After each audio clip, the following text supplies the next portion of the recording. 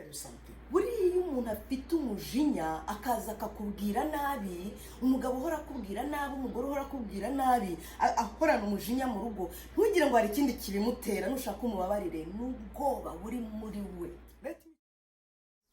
We thank the Lord who has been with you and who has been with us.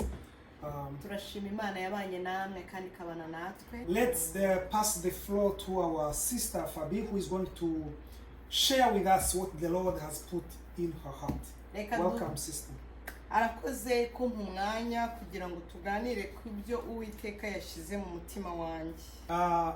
Thank you for this moment and to share with you what the Lord has put in my heart. Ubushize twaganiriye ku ijambo rivuga kugira umunezero wo mu mutima. Last time we discussed about keeping our inner joy. Nubwo turi mu makuba, nubwo tugoswe n'ibyago byinshi. Even though being surrounded by many difficulties and troubles. Umuntu ashobora kwibaza ngo mbese birashoboka ko twagumana amahoro yo mu mutima n'umunezero wo mu mutima tukiri muri iyi si y'ibibazo? You can ask yourself, is it possible to keep my inner peace and joy while we are still in this earth? Igisubizo ni yego. The answer is yes. Ubushize twabonye ibintu bitanu dushobora gukora kugira ngo tugumane amahoro yo mu mutima. Lastly, we saw 5 things that you can do to keep our inner joy. Icyambere cyaravugaga ngo ntiwemerere ko amahoro yawe ashingira ku muntu cyangwa ku kintu runaka cyari cyo cyose, ahubwo ashingire ku Mana no ku masezerano yayo. One of the things we saw was saying, do not accept that your inner peace depends upon people or circumstances around you. Icya kabiri twabonye ko icyo ushobora gukora nukubwira amateka yawe cyangwa se ubuzima wabayemo, ukabibwira ibibi buri kukwereka kupfuye ugowe, ukabyereka ko wowe uriho uzabaho nta n'ikizo situation zigoye zizagutwara. The other thing that we saw is to tell a different story to your circumstances instead of accepting and telling them that you are dying and finished, but rather tell them that you are alive and you shall live. Ikindi cya gatatu twabonye yuko ugomba kunezererwa mu rugendo urimo. The other thing we saw that you have to enjoy your journey. Utagomba guhagarika umutima. You should not be troubled in your heart. Kubera ko uhagaritse umutima, guhagarika umutima ntacyo bishobora guhindura. Because being troubled in your heart cannot change anything. Icya kane twabonye ko ugomba kugira ubusabane bwiza n'Imana nawe ubwawe ndetse n'abandi. And we saw on the 4th point that you should have a good relationship with God, with yourself, and with other people around you. Twasomye muri Petero wa mbere bice 5:7 ahantu havuga ngo ikoreze Uwiteka amaganya yawe yose kuko yita kuri wowe. We saw in 1 Peter chapter 5 verse 7 where it says, cast all your anxiety on him because he cares. Icya gatanu ari nacyo cyanyuma twabonye yuko ugomba kwita ku buzima bwawe mu ruhande rw'umubiri, ukita ku mubiri wawe, ukita ku marangamutima yawe, ukita no ku buzima bw'umwuka mu mikorere yawe ushakishamo n'ikiruhuko. And we saw that you have also to take care of your body and your emotions and your mental health by balancing work and relaxation. Twabonye ko ibintu bitatu bishobora kugufasha kwita ku mubiri cyane n'amarangamutima yawe mu ruhande rw'umubiri, kujya ku zuba, gusinzira neza no kugira ikiruhuko. We saw that you should enjoy the sun, have time to enjoy the sun, have time to sleep, enough time to sleep, and also have time to rest. Ibyo byari byo mu ruhande rw'umubiri, ariko mu ruhande rw'umwuka nabyo twabonye byinshi nyine kugira no usabane n'Imana n'abantu nawe. That was on these life aspects, but also we saw many things regarding the spiritual life, like having good relationship with God and so on. Ibyo nibiba muri wowe bigwiriye, ntibiba amagambo gusa, ahubwo bikaba bikaba ubuzima muri wowe, bishobora kugufasha gukipinga amahoro yawe n'umunezero wawe byo mu mutima. If all those things dwell in you, not in theory, but in practice, they help you to keep your inner peace even in difficult situations. Ikibazo abantu dufite muri iyi minsi ya none, dufata ibintu by'Imana nk'amagambo gusa, nk'ibintu byabaye hatari ibintu bifatika. The problem that many people have currently is that people take things of God as stories, as things which happened in the past. Ariko birashoboka kugira amahoro kuri iyi si, birashoboka kugira umunezero kandi umuntu akazabona n'ubugingo buhora hakajya mu ijuru. Birashoboka kugira umunezero atari uko utunze ibintu byinshi, atari uko ufite ibyo washakaga byose, ariko turareba impamvu umuntu agira uwo munezero kandi azengurutswe n'ibibazo impande zose. It's possible that you may have a peace, you may have joy, even though you are surrounded with many difficulties. Uyu munsi rero tugiye kurebera hamwe intwaro zigera kuri enye umwanzi akoresha kugira noneho ngo akubuze amahoro. Today we are going to discuss about 4 weapons that the devil uses to make us lose our joy and peace. Yes. Intwaro ya mbere ni uguhagarika umutima. The first weapon that the devil uses is to make us worry. Ya kabiri ni ubwoba. The second is fear.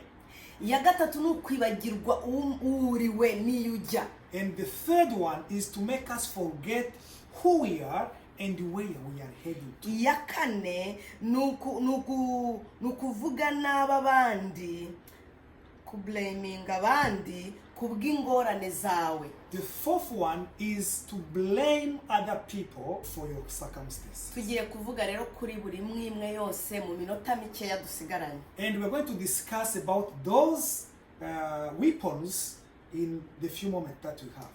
Turasoma mu Bafilipi ibice 4:6. We are going to read in Philippians chapter 4 verse 6.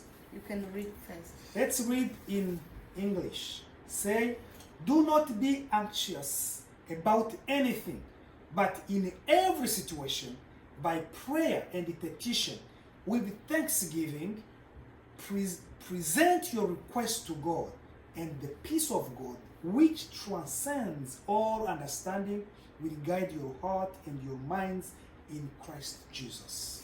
Amen. Haranditse ngo ntimukagire icyo mwiganyira, ahubwo ibyo mushaka byose bimenywe n'Imana, mubisabiye mubyingingiye mushima, nuko amahoro y'Imana ahebuje rwose ayo umuntu yamenya azarindira imitima yanyu n'ibyo mwibwira, azarindira imitima yanyu n'ibyo mwibwira muri Kristo Yesu. Amen. Abantu benshi muri iki gihe buzuye kwiganyira. Many people in this time are full with worries. Nukubera iki abantu benshi rero buzuye kwiganyira? Nukubera yuko mu miryango myinshi muri kino gihe habuzemo amasengesho. Why people worry a lot? Because they miss prayer time in their homes. Abantu benshi gusenga, gushaka Imana nyiri biremwa mu miryango myinshi cyabaye ikintu bashyira nyuma y'ibindi byose, cyabaye ikintu kiza nkaho abantu barangije ibikorwa byabo byo gukora, akumva ko gusenga ari ikintu kiza nyuma mu gihe abonye umwanya. For many families, they take prayer as accessory. They put it behind all other activities that they have to do.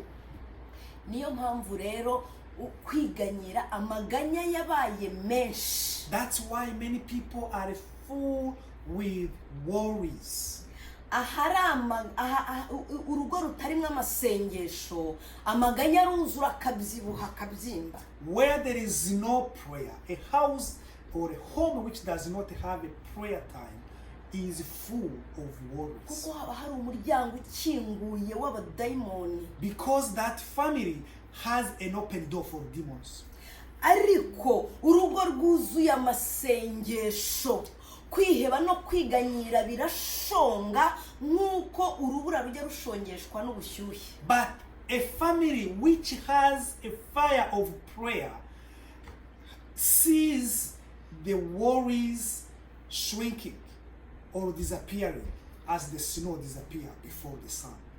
Hakaba n'abandi mu by'ukuri basenga ariko naba ngiye gusenga ugasanga uhanze amaso ku kigeragezo cyangwa se ku kintu kiguhangayikishije aho guhanga amaso kuri nyiribiremwa utegeka kiriya icyo kibazo ufite. There are other people, even though they pray, they focus much on their situations, on their problems, instead of focusing on the Almighty God. Kwiheba no kwiganyira ntacyo bimaze, Imana ntinabikunda, ni nko kuyereka yuko nta kimaze muri twe, nta mbaraga ifite muri twebwe. Worrying is useless. It's like showing to God that doesn't serve anything.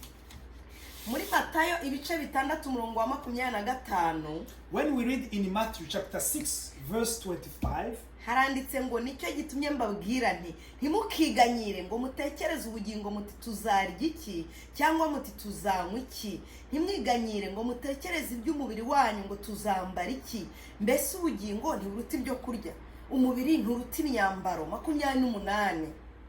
None se ikibaganyisha imyambaro ni iki? Mutekereze uburabyo bwo mu gasozi uko bumera, ntibugira umurimo, ntibuboha imyenda. Ku murongo wa 34, ntimukiganyire mutekereze iby'ejo kuko abejo baziganyira iby'ejo, kandi umunsi wose ukwiriwe n'ibibi byawo. Matthew chapter 6 verse 25, 28 and 34, we read this. Therefore I tell you, do not worry about your life, what you will eat or drink, or about your body, what you will wear. Is not life more than food, and the body more than clothes? And why do you worry about clothes? See how the flowers of the field grow. They do not labor or spin. Therefore, do not worry about tomorrow, for tomorrow will worry about itself, and each day has enough trouble for its own. Amen. Bene data, iri ni ijambo ry'Imana ry'ukuri. Brothers and sisters, this is a true word of God. Aya ni amagambo Yesu yabwiraga abantu, ababwira ngo ntimukiganyire. These are the words that God was telling to people to not worry. Arababwira ngo mwakwiganyira mukiyungura iki. He was telling them, when you are worried, what can you improve to yourself? Kandi koko se wa mugani, kwiganyira ni iki gushobora guhindura kuri situation yacu yahise cyangwa se kuyo turi mu uyu munsi cyangwa se kwizaza. And think, wow, what can worry change from your past, your present and your future? Ikintu tuzanira ni kimwe, ni ukwiheba, kugira stress, uburwayi, icyo akora ngiki byo bishobora kuzana, kuko mu by'ukuri uku kwiheba no kugira worry ntabwo ntibituma tugira ubuzima buzima, bituma dupfa mu buryo bw'umubiri no mu buryo bw'umwuka no mu marangamutima, dupfa duhagaze. What worry can only bring is our spiritual and our emotional death, because it doesn't bring anything else good in our lives. Buriya rero nuko tutabimenya, guhangayika cyangwa se guhagarika umutima imbere y'ibigeragezo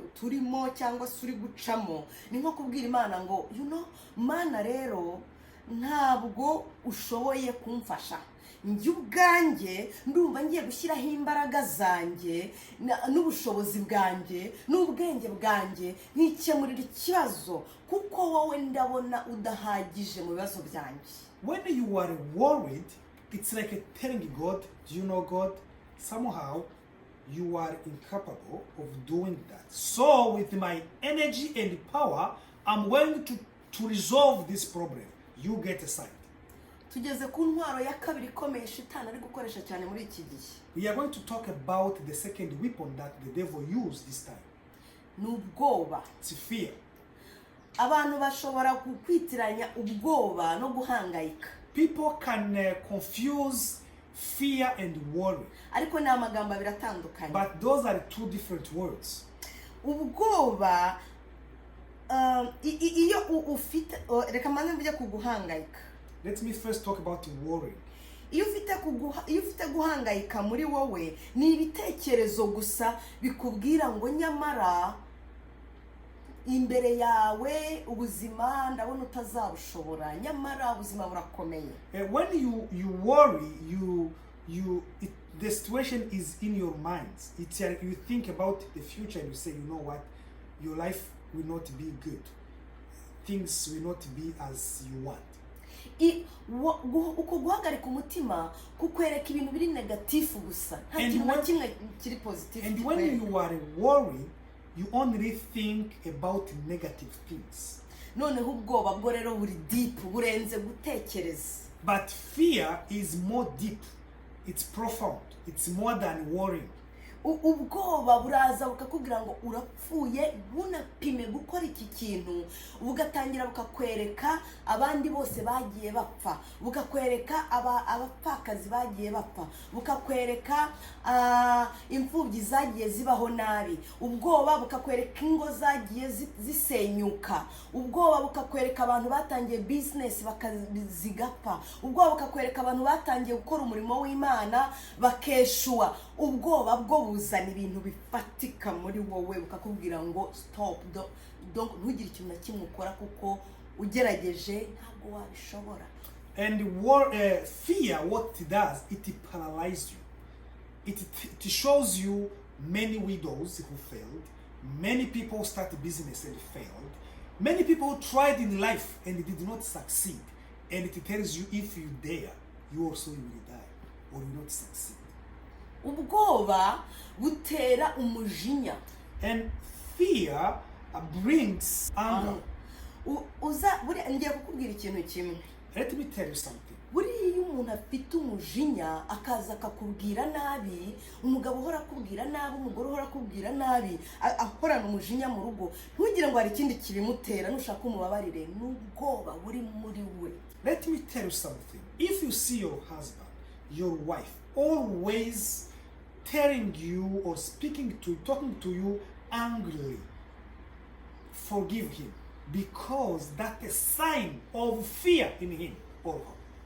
Nana kugirira nk'umujinya n'amahane, ntukabifate nkaho akwanga cyangwa se nta gaciro, ahubwo hari ubwoba buri muri we bumubwira ngo iki kintu nutakirakarira, iki kintu nutavugana ntabwo uri bukigereho. Noneho ubwoba bw'ikintu abuze muri we bukamutera umujinya. Uwo mujinya agira, iyo kamere y'umujinya ntugire ngo ni kimwe, ni kamere y'ubwoba yahinzwe, umwanzi yahinze muri we yo kumubwira ko agomba kwirwanaho igihe cyose. And for example, if husband or wife comes to you, talking to you angrily, forgive him, because that's a sign that he or she fears that if she does not become angry, she will miss or he will miss something. Usanga dufite ubwoba mu miryango yacu, dufite ubwoba bw'abana bacu, ejo habo hazaza.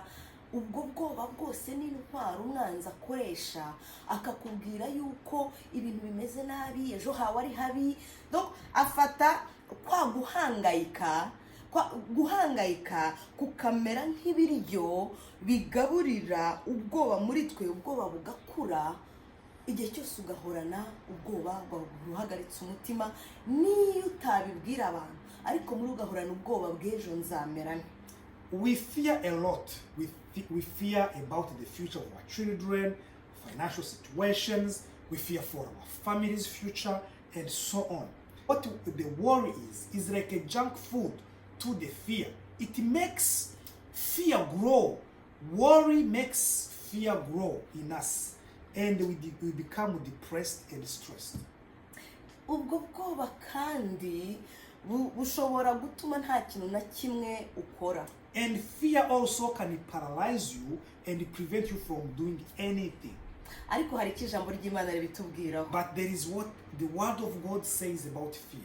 kadusome muri Yesaya ibice 41 umurongo wa 10. Let's read in Isaiah chapter 41 verse 10. Haranditse ngo ntutinye kuko ndi kumwe nawe. Says, do not fear, for I'm with you. Ntukihebe kuko ndi Imana yawe. Do not be dismayed, for I'm your God. Nzajya ngukomeza ni koko nzajya ngutabara. I will strengthen you and help you. Kandi nzajya nkuramiza ukuboko kw'iburyo. I will uphold you with your my righteous right hand. Ariko gukiranuka kwanjye.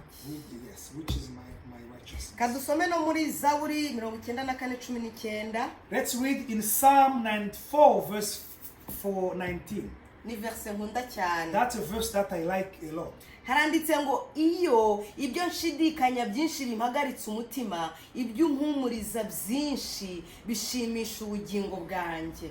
The verse says, when anxiety was a great within me, your consolation brought me joy. Mana ishimwe. Praise God. Hari ibyo dushidikanyamo byinshi. There are many things that we doubt. Buriya worry cyangwa se guhagarika umutima umuntu ashobora kubyirengagiza. You know what? You can ignore worry. Biri avoidable. You can avoid it. Ariko ubwoba, but fear, ni ikintu akenshi udashobora gusunika. It's something that you cannot move or push away.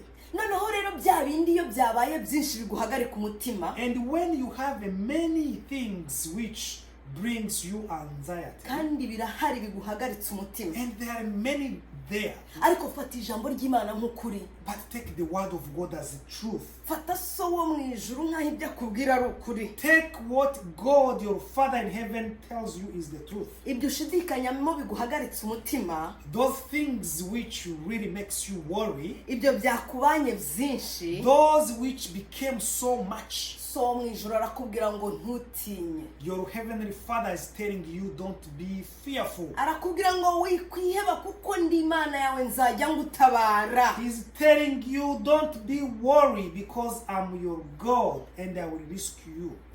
Ibyo biratujyana ku ntwaro ya gatatu ivuga ngo abantu bibagirwa abo baribo bakibagirwa niyo bajya.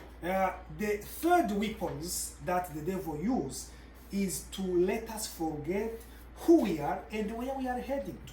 Iyo wamaze kwibagirwa kuri umwana w'Imana, when you have forgotten that you are a child of God, ikintu cyose cya hano muri isi gishobora kukugiraho uruhare. Anything in this world can traumatize you. Iyo wamaze kwibagirwa kuri umugenzi ujya mu ijuru, when you forgot that you are going to heaven, ikintu cyari cyo cyose hano mu isi cyakugiraho uruhare kuko wibagiwe uwo uriwe niyo ujya. Anything in this world can have an impact on your life because you forgot who you are. Ariko mwene data ndagira ngo muri uyu mwanya wibuke uwo uriwe naho ujya. But at this moment I wanted to remind you who you are and where you are going. Muri iyi si si iwacu turi abagenzi n'abimukira. This is not our world, we are passing by. Ibyo tubisoma mu Bafilipi 3:20. We read that in Philippians chapter 3 verse 20. Havuga ngo naho twebweho iwacu ni mu ijuru niho dutegereje umukiza ko azava ari we mwami Yesu Kristo. Philippians, ndasubiramo Abafilipi 3:20 haranditse ngo naho twebweho iwacu ni mu ijuru niho dutegereje umukiza ko azava ari we mwami Yesu Kristo. Read this, but our citizenship is in heaven, and we eagerly await a savior from there, the Lord Jesus Hallelujah. Christ. Nkunda ijambo ry'icyongereza rivuga ngo our citizenship. I like the English word which says our citizenship. Nukuvuga mu yandi magambo ubwene gihugu bwawe bwanyabwo kandi buri real. In other words, your true citizenship ni ubwo mu ijuru is heaven. Ariko kubera imyumvire y'iyi si Shitani ntashaka ko tugira ubwo bumenyi, hari igitwikirizo yadutwikirije gituma tutamenya ko turi abaturage b'ijuru. But because of the cover that the devil brought to our minds, we don't remember, we don't even know that we are the citizens of heaven. reka dusome muri Yesaya 43 umurongo wa mbere.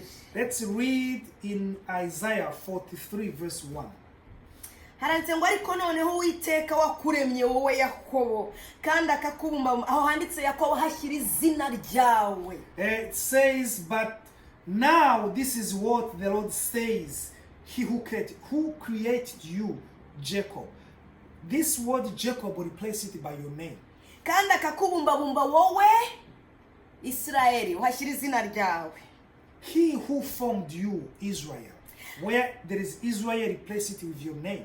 Aravuga ati witinya kuko nagucunguye, naguhamagaye mu izina ryawe uruwanjye. Says, do not fear, for I have redeemed you, and I have summoned you by your name. You are mine. Hallelujah. Hallelujah. Nkundira ijambo rivuga ngo uruwanjye. I like this word which says you are mine. Umva uruwiteka. Let me tell you, you are God's. Uri umukobwa w'Imana. You are a daughter of God. Uri umuhungu w'Imana. You are a son of God. Uri umwana uruwayo. Bikure mu magambo, bikure mu nyuguti, ubishyire mu bikorwa, ubishyire mu mutima wawe, ubifate nk'ukuri. You are a child of God. Let this not be words or letters. Let this be a reality in your life. Ikibabaje abantu bafata ibinyoma bakabyemera nk'ukuri, ariko ukuri bakagufata nk'ikinyoma. They take the truth as a liar, as a lie, and they take the lie as the truth. Yeah. Ariko ukuri kw'ijambo ry'Imana ni ukuri kutavangiye n'ubuhanuzi butavangiye. But the truth of what the word of God is really correct. It's not mixed up. Nidufata Imana nk'ukuri, if we take God as truth, tugafata aya magambo yayo nk'ukuri, and we take his word as the truth, nta kintu na kimwe kizigera kigutera ubwoba hano muri iyi si. Nothing will make you fearful. Byonyine kumenya ko ndi umwana w'Imana, ukamenya ko Iso ari King of Kings. Only to have that mindset that you are a child of God, and that God, your Father, is the King of Kings. Ibyo biguha gushira amanga yo kugenda nta bwoba, ukagenda nk'intare igenda mu ishyamba. That gives you power to walk like that lion in the jungle. Abantu benshi bakunda gusubizwa inyuma no gushyira ibitekerezo byabo cyane hano mu isi, bakumva yuko nta gaciro bafite. Umugabo akagutesha agaciro ukumva ko kuragataye, umugore akagutesha agaciro ukumva ko kuragataye, inshuti yawe mwakundanaga ikakwanga ukumva ubuzima burarangiye. Ariko reka nkubwire, many people stumble here in this world because they don't know who really they are. A husband mistreats you and you feel that your life is over. Your wife mistreats you and you feel that you are finished. Your good friends abandoned you and you immediately conclude that your life is over. But I want to tell you something. Reka nkubwire ikintu kimwe. Akenshi iyo baguhemukiye wumva nawe wabasubiza, ukumva barakubabaje, ukavuga utereka mbasubize. Ibyo no kutamenya uri we, ni no kutamenya iyo ujya. Many times when they hurt you, you feel that you need to avenge yourself. But that's a sign that you don't know who you are and you don't know where you are going. Ibyo ni no kudakura no mu buryo bw'umwuka. And also that spiritual immaturity. Hari akantu mperutse gusoma karanezeza cyane, reka nkabasomera ndagasoma mu cyongereza aho kenterprete mu kinyarwanda. I read something recently in English which says, haranditse ngo maturity is when someone hurts you and you try to understand their situation and avoid to hurt them back. Haravuga ngo gugaragaza ko ukuze igihe iyo umuntu akubabaje cyangwa guhemukiye ugerageza kumva impamvu agukora ibyo agukoreye, hanyuma ukirinda nawe kumusubiza nk'uko yakugiriye. Umugabo wawe ashobora kukubabaza ukumva rwose urababaye. Your husband can hurt you and you feel that you are hurt. Umugore wawe ashobora kukuburira icyubahiro cyangwa akakwima bya bindi byose washakaga ukumva agahinda karakwishe. Your wife can not respect you and prevent you what you wanted from her, and you feel that really you are hurt. Umuntu rero udakuze mu by'umwuka cyangwa utisobanukiwe utazi uwo ari we ashaka kumwishyura. The person who is not mature tries to revenge, to give back. Umuntu utarisobanukirwa utaramenya iyo ajya n'uwo ari we bamuvuga nabi nawe akajya kwisobanura. The person who does not know where he is heading to, when they speak gospel about him or her, he goes and try to explain. Ariko ndagira ngo nkubwire nugera mu bantu 9 bari kukuvuga ukajya kwisobanuza ubaye wa 10 wo gutanga andi makuru nawe wivuga. But let me tell you something. If you are among 9 people who are talking about you, you will be the 10th person to give the information about yourself. Icyakane ngira ngo turangirizeho. The 4 things that I wish to conclude or to have as the last point. Nuko muri ubwo buzima bwose ubayemo uhuramo n'ibigeragezo reka ku blaming abandi kubw'ibibazo uri gucamo. The 4th weapon that the devil uses is to cause you blaming others about your challenging situation. Shitani ikintu cya mbere intwaro ya mbere akoresha ni ukukwereka ko kuba uri kubura amahoro gutyo ni ukubera uyu mwana araturuhije mu rugo atubujije amahoro, ni ukubera umugabo nashatse, ni ukubera umugore, ni ukubera ziriya nshuti mbi, ni ukubera mba mu baturanyi babi, ni ukubera ibintu byinshi. One of the weapons that the devil uses is to show us that a harmful situation we are in or a bad situation we are in is it because of the husband, is it because of my wife, is it because of my children who do not listen to me, is it because of my neighbors it's because of many people who are around me. Birashoboka. It's possible. Birashoboka ko shitani abacamo kugira ngo akudestroyinge akureho umunezero n'amahoro yawe yo mu mutima. It's possible that the devil can pass through them so that he can steal your joy. Ariko wibuka batubanjirije. But remember those who came before us. Hari ijambo ry'Imana rivuga ngo n'isi ntiyari ikwiye ko bayibamo. There is a word of God which says that the world was not worthy to receive them. Barageragezwaga bakihangana. They were tempted but they were patient.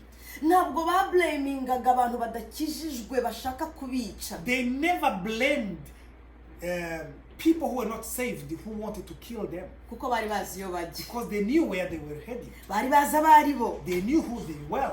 Bari bazi ko ari abashyitsi n'abimukira. They knew that they are like a passenger. Nta numwe bablamingaga. They have never blamed anyone. Uwababazaga wese. Any person who tried to hurt them, yaravugaga ngo bikore kuko ndi wabandi.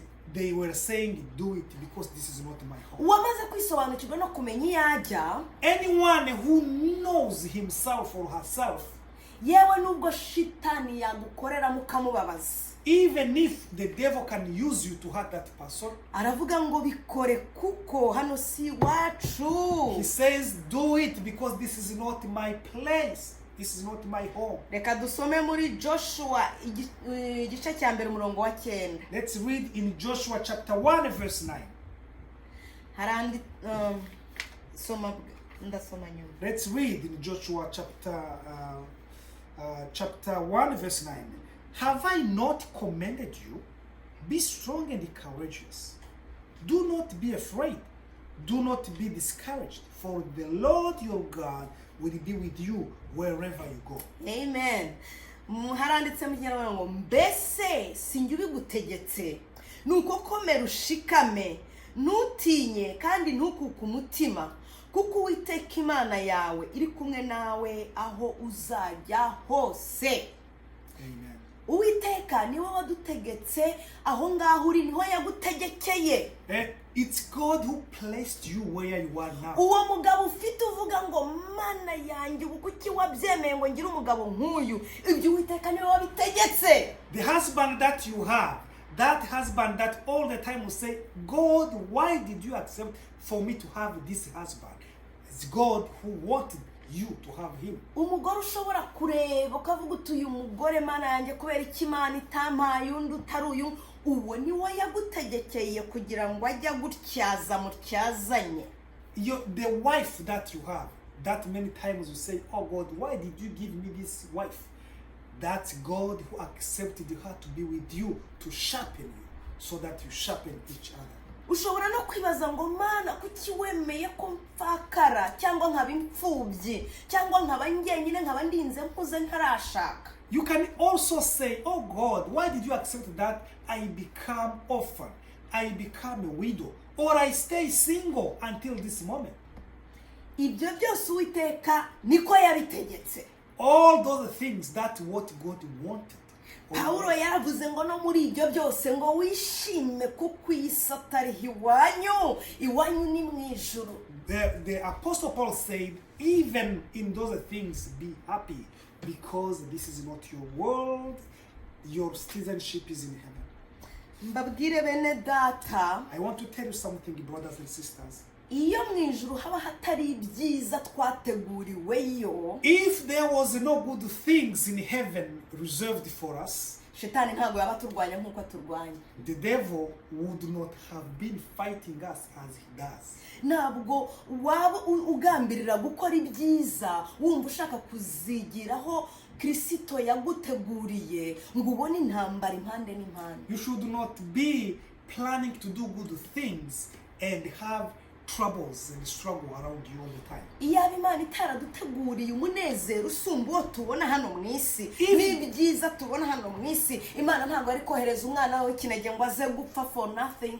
If God had not prepared for us many and good things more than what we see on this earth, God would not have sent his son to come and die for nothing on this earth. Rero kugira ngo uhagarare ushikamye udatsinzwe n'uburiganya bw'umwanzi, for you to stand firm without being tricked by the devil's plan, fata ijambo ry'Imana nk'ukuri. take the word of God as the truth, kandi ribe ubuzima nyabuzima muri wowe, and let that word be the truth in you. Ndabinginze nimureke dukure ijambo ry'Imana mu nyuguti turishire mu bikorwa. I beg you, let's take this word from letters and become a reality in our lives. Mu gusoza reka dusome ijambo riri muri Yohana ibice 10 umurongo wa 10. By concluding, let's read one verse which is in John chapter 10 verse 10. Haranditse ngo umujura ntazanwa n'ikindi keretse kwiba no kwica no kurimbura, ariko jyeweho nazanywe no kugira ngo zibone ubugingo ndetse zibone bwinshi. The thief comes only to steal and kill and destroy. I have come that they may have life and have it to the full. Umwanzi kimuzana n'ukwiba umunezero wawe. The devil has come to steal your joy, kukwicira umunezero, to destroy your joy, no kukwiba, and also to steal you and to kill you. Kukwica, kukwiba, kugusenya. He came to steal, to kill and destroy you. Ikintu cya mbere nyine nkuko twabonye arabanza akaguteza guhangayika. The first thing, as we saw, he caused you to be worried. Akaguteza guhangayikira ubuzima bw'ejo uzamerute. You worry about tomorrow, asking how you will be. Icya kabiri akaguteza ubwoba, and he caused you to be fearful. Icya gatatu ukumva akakwibagiza uwo uri we n'urugendo urimo. Thirdly, he caused you to forget who you are and where you are going. Icya kane akaguteza kublaminga abo muri kumwe inshuti zawe ubuzima ubayemo, akaguteza kumva ko nta ruhare wewe wagize mu buzima buburimo ahubwo ari abandi. And fourthly, he caused you to blame others. You blame them for your situation and you forget to be responsible of it. Ariko nubwo baba baguteza ibibazo gute nshuti yanjye, even if they cause you to, they harm you, kandi koko barabiguteje baguteza umubabaro, and for sure you have been wounded because of them, ariko bireke bigende kuko si wanyu hano. But let those situations go and pass, because this is not your world. Mumenere rindi banga uzarwana nabyo, urugamba uriho ruzajya rugenda ruhindura isura gusa kugeza Yesu agarutse ukajya iwanyu kwa so wo mu ijuru, cyangwa ugahitamo kutamwumvira ukarimbuka. Ariko nta kurimbuka dufite. Abemeye Yesu nk'umwami n'umukiza bafite ubugingo buhoraho, ariko abatarakira uwo mwami nk'umwami n'umukiza wabo bafite kurimbuka. Ibyiza ni uguhitamo Yesu none, kandi ijambo ry'Imana rikava mu nyuguti rikajya mu bikorwa mu buzima bwacu, kuko umwami Yesu ari bugufi kuza. I want to tell you that the trouble and the struggle that you have are not ending today. They will change the face, but they will still come. But we don't miss hope. We go forth, and we know that we who believe in Jesus will not be destroyed, will not die, but will live. But those who do not believe in him will not have life. It's up to you to choose which one. Bene data, mureke duhitemo Brothers and neza. sisters, let us choose well. Ibintu byose muri ubu buzima ni amahitamo. Everything in our lives is choice, is made of choices that we make. Ni wowe wo gufata decision yo guhindura imitekerereze yawe, ibitekerezo byawe, ugatangira gutekereza positivement. Ibintu byagaragaraga nk'ibiri negative ukabishira muri positive, wowe nyine ku giti cyawe ufashijwe n'Imana. It's up to you to make a choice of tuning your mind and start now seeing everything with positive lenses. Uyu munsi wa none ndakugira inama ngo uhitemo kwemera challenges z'ubuzima cyangwa ibibazo uri gucamo, ubice mushima nk'abakera batubanjirije, uvuga ngo ibi ndabicamo kuko hano muri Satari iwacu ndi umugenzi ndajya mu ijuru. I advise you to pass in many things that we're passing through, praising God like those who came before us by saying, this is not my world, I'm going to heaven. Yes, abaho umugisha. May God bless you. Dushoreje ahangaha. We stop right here today. Ariko ureke guhangayika, ureke ubwoba, wibuke uburiwe.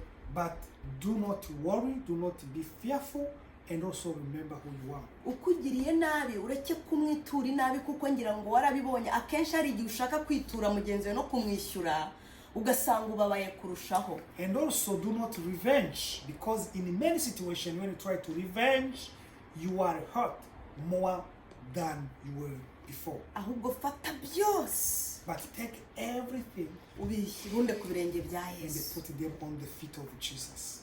Tugiye gusenga. We're going to pray.